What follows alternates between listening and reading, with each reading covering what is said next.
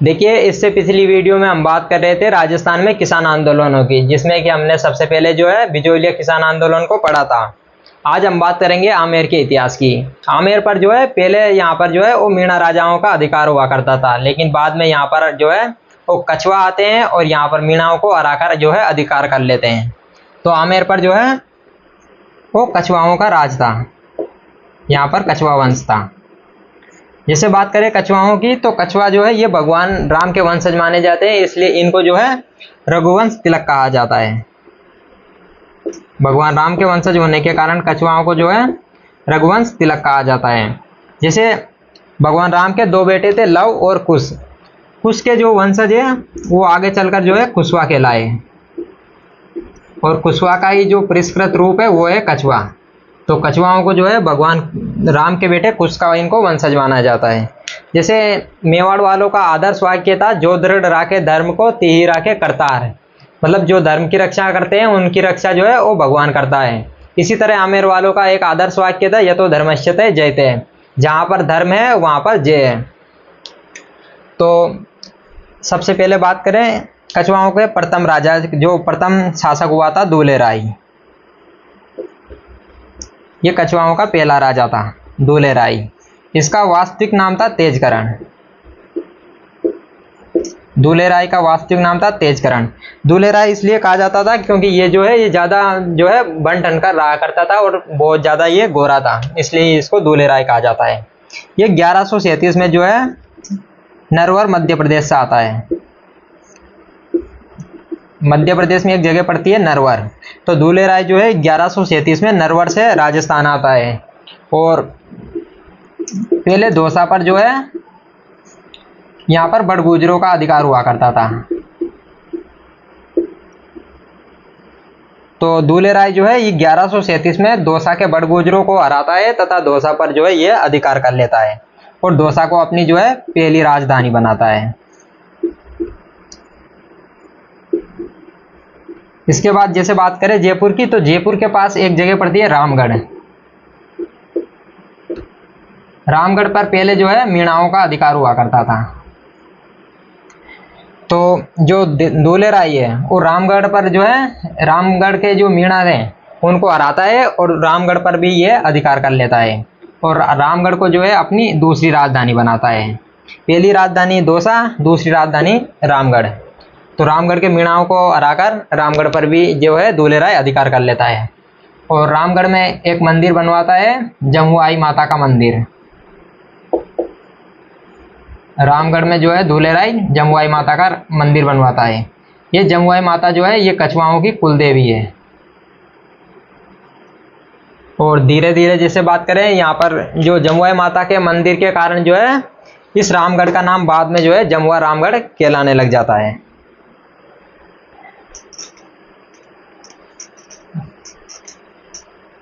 अब बात करें कछुआओं के अगले राजा की, तो अगला राजा आता है काकिल देव, जिसे कोकिल देव भी कहा जाता है। तो अगला राजा है काकिल देव।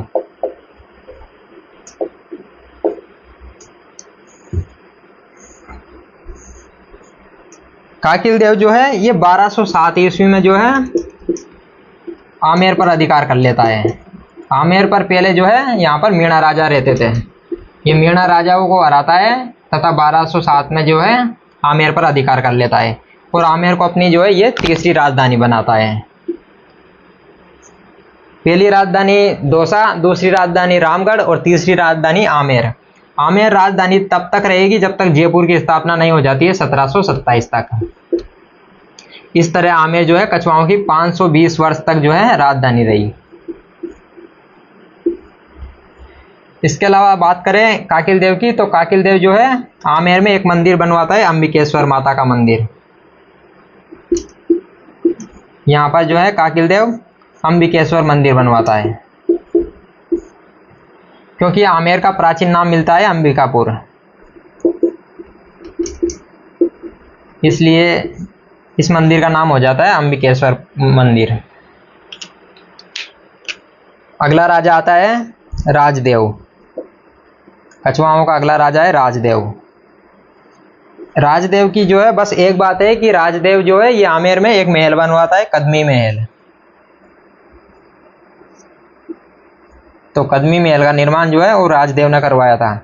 कदमी महल में की विशेष बात यह है कि कदमी महल में जो है जो भी आमेर में राजा बनते थे उनका राज तिलक जो है इसी महल में होता था, कदमी महल में। तो यहाँ पर जो है कछवाओं के जो राजा बनते थे उनका राज तिलक होता था।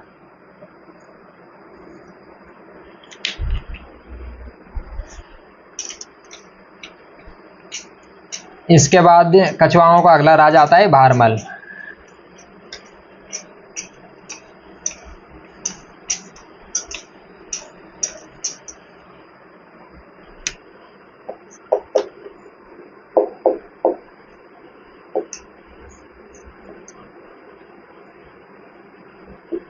पंद्रह सौ 47 से 1573 तक इनका शासनकाल हो जाता है भारमल का। जैसे बात करें भारमल की, तो भारमल की मुख्य बात यह है कि भारमल पहला कछवा राजा था जिन्होंने मुगलों की अधीनता स्वीकार करी थी। जनवरी 1562 में ये जो है ये अकबर की अधीनता स्वीकार कर लेता है। अकबर के सेनापति थे मजनू खान तथा चगताई खान। इनकी मदद से जो है भारमल अकबर से मुलाकात करता है। एक बार तो जैसे बात करें मजनू खान से, ये हरियाणा में एक जगह पड़ती है नारनौल, वहां पर जो है अकबर से मुलाकात करता है मजनू खान के सहयोग से। और दूसरी बार ये जो है ये चगताई खान के सहयोग से जो है सांगानेर में अकबर से मिलता है। तो यहाँ पर जो है 1562 में जो है ये भारमल अकबर की अधीनता स्वीकार कर लेता है। जनवरी 1562 में अकबर की अधीनता स्वीकार कर लेता है। और जैसे बात करें सांबर की, तो सांबर में जो है भारमल की एक बेटी थी हरकाबाई। इस हरकाबाई का जो है सांबर में अकबर से जो है विवाह कर दिया जाता है। और हरकाबाई का जो बेटा होता है वो होता है सलीम, जिसे बाद में जो है वो जहांगीर के नाम से जाना जाता है। और इस हरकाबाई की एक उपाधि थी मरियम उज्जमानी। तो बात करें भारमल की, तो भारमल जो है मजनू खान तथा चगताई खान के सहयोग से जो है अकबर से मुलाकात करता है और जनवरी 1562 में यह अकबर की अधीनता स्वीकार कर लेता है। एक बार नारनौल में अकबर से मिलता है और दूसरी बार जो है ये सांगानेर में अकबर से मिलता है। उस समय अकबर जो है वो जियारत दिल्ली से जो है अजमेर जा रहा था जियारत के लिए, तब ये जो है ये अकबर से मुलाकात करता है। और भारमल की जो बेटी थी हरकाबाई, इसका जो है अकबर से विवाह कर दिया जाता है सांबर में, जिससे जो है सलीम या जहांगीर का जन्म होता है। हरकाबाई की जो उपाधि थी वो थी मरियम उज्जमानी।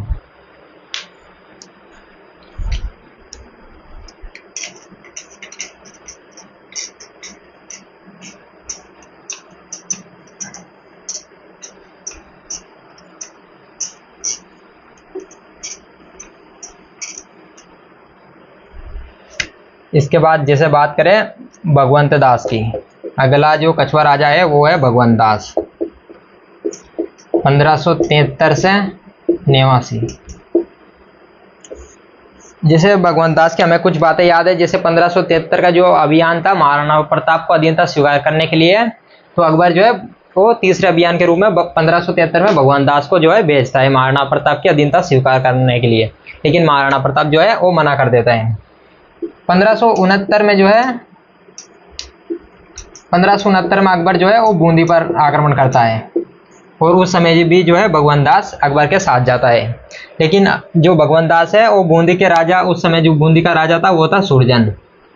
तो भगवंत दास के कहने पर जो है वो बूंदी का राजा सुरजन जो है अकबर से संधि कर लेता है और अधीनता स्वीकार कर लेता है। भगवंत दास की बात करें तो गुजरात में एक जगह पड़ती है नारनौल, सरनाल, गुजरात में एक जगह पड़ती है सरनाल।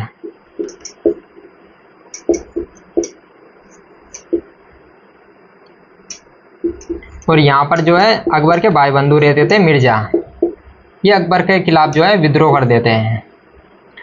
तो अकबर जो है भगवंत दास को इस विद्रोह को दबाने के लिए गुजरात भेजता है और जो भगवंत दास है वो इस सरनाल के मिर्जा विद्रोह को दबा देता है। अकबर खुश होता है तथा भगवंत दास का जो है ये स्वागत करता है झंडा और परचम देकर, नगाड़ा और परचम देकर जो है अकबर जो है भगवंत दास का स्वागत करता है, नगाड़ा तथा परचम देकर। परचम जो है वो झंडे को कहते हैं। तो भगवंत दास जो है ये सरनाल जो कि गुजरात में है वहाँ पर मिर्जाओं का विद्रोह दबाता है और अकबर जो है इनसे खुश होकर नगाड़ा तथा परचम देकर जो है भगवंत दास का स्वागत करता है। जैसे इसकी एक बेटी थी मानबाई, भगवंत दास की एक बेटी थी मानबाई, जिसका विवाह जो है वो जहांगीर के साथ किया गया। और इनके जो मानबाई का जो बेटा था वो था खुसरो, जो कि मुगलों का सबसे सुंदर राजा माना जाता है।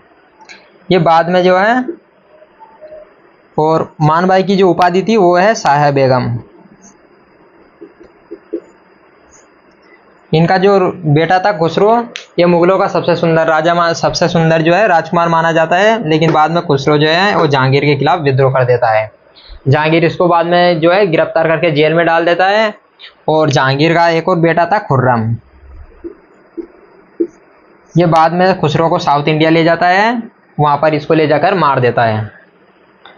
तो भगवंत दास की जो है ये बातें हैं, सरनाल में मिर्जा विद्रोह को दबाता है और अकबर जो है इसको नगाड़ा तथा परचम देकर जो है इसका स्वागत करता है।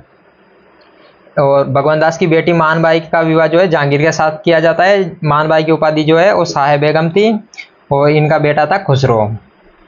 जैसे बात करें जहांगीर की, तो जहांगीर जो है ये शराब ज़्यादा पिया करता था। जहांगीर जो है वो शराब ज़्यादा पीता था। इससे तंग होकर मानबाई जो है वो सुसाइड कर लेती है, आत्महत्या कर लेती है। जैसे जहांगीर की एक बेटी एक रानी और थी जहांगीर की, वो जोधपुर की रानी थी जिसे हम जोधाबाई के नाम से भी जानते हैं। और ये जो है ये मोटा राजा उदय सिंह की बेटी थी, मोटा राजा उदय सिंह। और इनकी उपाधि थी जगत गोसाई। ये जहांगीर की अन्य रानी थी जिन्हें मानीबाई भी कहा जाता है। और इनका ही बेटा था खुर्रम। तो ये जो है ये आमेर का इतिहास था। इसके बाद हम बात करेंगे आमेर के महत्वपूर्ण राजा मानसिंह की।